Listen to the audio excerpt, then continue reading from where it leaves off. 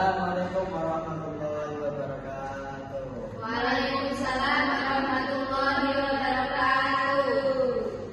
Baik, sebelum kita memulai pelajaran pada siang hari ini, alangkah baiknya kita membaca doa terlebih dahulu dari Bismillahirrahmanirrahim.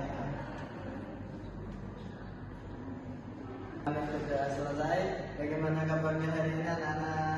Alhamdulillah. Alhamdulillah baik. Di sini Bapak akan mengatur kalian terlebih dahulu.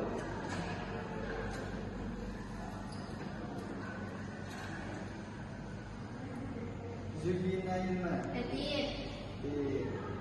Nabi Ratnawati. Hadirat. Diana Nur Anggreni. Hadir. Oke.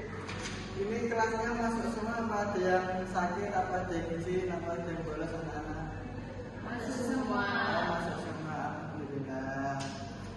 Baik, langsung mulai pelajaran pada siang hari ini. Sebelumnya Bapak mau tanya, minggu kemarin kan Bapak menjelaskan tentang bukan tentang huruf hijaiyah. Siapa yang hafal huruf hijaiyah? Saya hafal. Ya, coba disebutkan. Abata atau alif bata? Huruf hijaiyah alif bata. Alif bata ta jim ha kha dal dal ra zai sin shin sad da ta la ain mim fa qaf kaf lam mim nun waw ya. Alif. Lam alif hamzah ya. Tidak apa-apa. Baik, kan minggu kemarin kita belajar tentang huruf hijaiyah. Nah, pada siang hari ini kita masuk ke pembahasan tentang tajwid. Tajwid mulai dari hukum nun sukun atau tanwin. Di sini hukum nun sukun atau tanwin itu ada berapa yang tahu? Siapa yang tahu? 4. Itu kan dibagi menjadi 2. Ya benar, 4. Jadi apa saja 4 itu? Iqlaq, idgham, idgham, ikhfa, dan idgham sendiri dibagi menjadi 2, yaitu idgham bil gunnah dan idgham bila gunnah. Ya benar.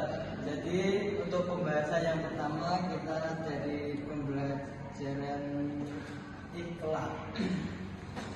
Ikhlas di sini pengertiannya adalah apabila ada nun sukun atau tanwin yang bertemu dengan huruf satu yaitu ba. Nah, bagaimana cara membacanya? Jadi cara membacanya itu dengan cara nun sukun kan ketemu ba. Jadi itu mulut kita itu seperti membaca mim, tapi mengeluarkannya itu mengeluarkan huruf ba. Contohnya mim ba'di. Nah, coba Mbak Riana dicontohkan cara membacanya. Ke aku sih. Ya, tadi yang saya jelaskan tentang ikhlas apa pengertiannya. Nun mati bertemu ba. Oh, nun sukun bertemu ba. Ya. Contohnya. Mim ba'di. Oke. Lanjut pembahasan yang kedua. Pembahasan yang kedua itu tentang idgham.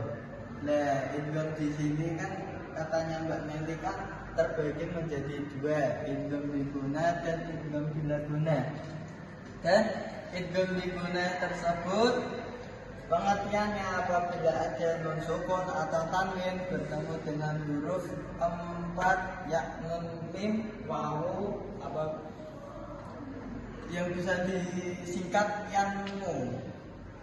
Jadi itu idgham itu artinya itu memasukkan. Ya, kok bisa memasukkan itu gimana? Jadi memasukkan ya idgham diguna memasukkan huruf kan nun sukun bertemu huruf guna memasukkan huruf selanjutnya. Jadi kayak contoh mayakmal. Jadi nun sukunnya itu tidak dibaca, tetapi dibacanya huruf selanjutnya, memasukkan huruf selanjutnya. Contoh mayakmal. Di sini ada yang sudah paham apa itu idgham bilaguna? Ini belum masuk ke idgham bilaguna. Paham. Lanjut. Ya, lanjut ke pembahasan idgham bilaguna. Sebenarnya masih sama dengan idgham biguna, namun idgham bilaguna itu nun sukun atau tanwin yang bertemu dengan dua huruf saja, yaitu lam dan ra. Dan contohnya mirrabbihin.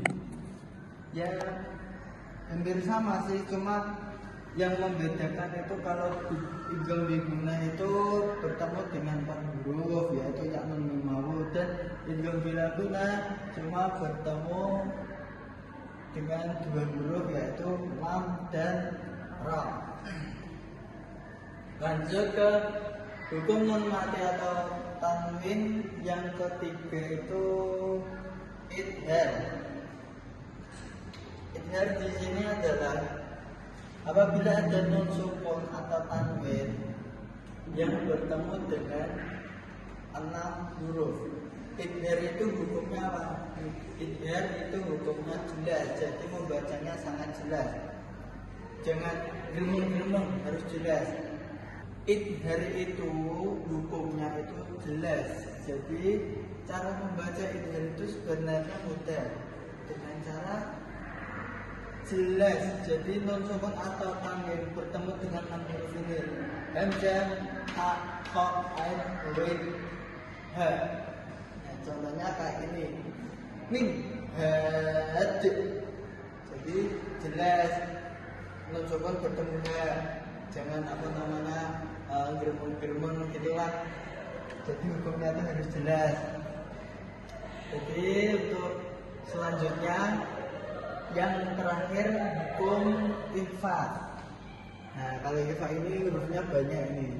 Jadi ikhfa itu apabila ada nun sukun atau tanwin bertemu dengan 15 huruf, yaitu ta, sa, jim, dal, za, sin, shin, sod, dot, to, dal, fa, kof, kaf. Ya, contohnya ikhfa salah satu saja. Insya'a.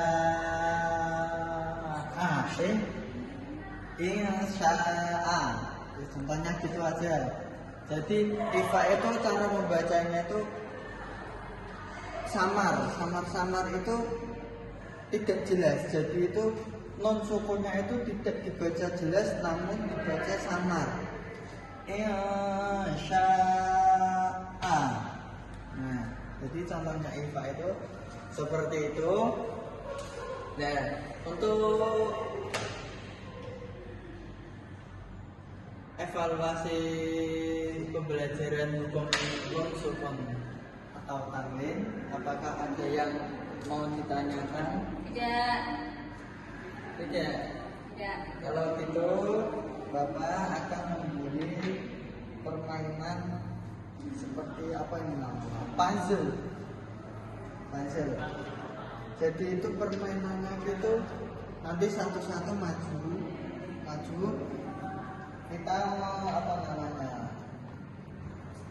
Menempelkan, memasang puzzle tersebut. Satu-satu dari siapa dulu? Dari siapa dulu?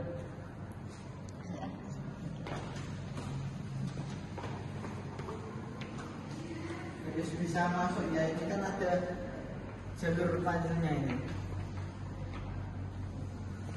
Ayo.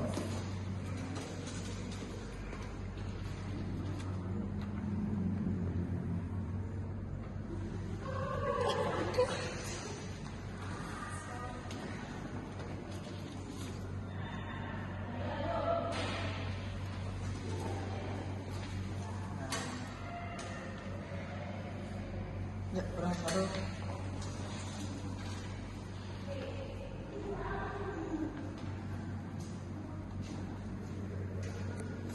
Oke, baik, tepuk tangan untuk kita semua.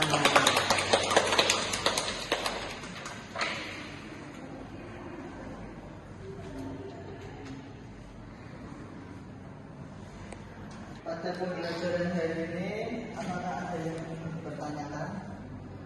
Apakah sudah paham semua?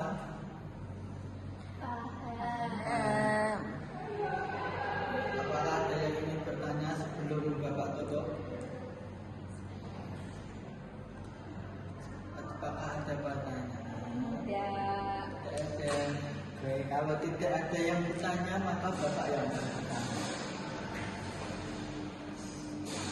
Jika anak-anak tidak ada yang bertanya, maka Bapak yang akan bertanya kepada salah satu anak yang akan Bapak tunjuk, pada Mbak Hilma. Apa yang dimaksud dengan hukum itfaq? Hukum itfaq yaitu ketika nunjukan atau tanwin bertemu 15 huruf. Ada tak, sa, jim, dal, za, sin, shin, shod, dot, qad, fa, qaf, kaf. Contohnya? Contohnya insanun.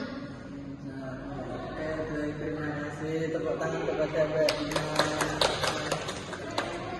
Satu lagi yang pertanyaan kepada Mbak Riana. Saya gara-gara tahu. Amira Sawari. Pertanyaannya, apa yang dimaksud dengan idhar? Apa pengertiannya idhar? Sebutkan hurufnya dan contohkan. Idhar adalah ketika ada nun sukun atau tanwin bertemu 6 huruf yaitu hamzah, ha, kha, ain, ghain, ha. Dibaca secara jelas dan contohnya min hadin. Nah, coba contohkan jika non sukun bertemu ha. Bertemu ha, Non sukun bertemu ha. an, ha, Wan, an, ha. man, wan, ya, artinya gini berapa?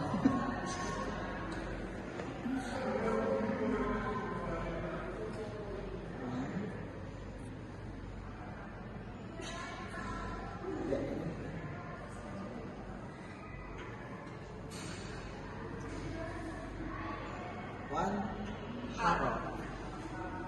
Ya. Jadi nun sukun bertemu ha. Baik.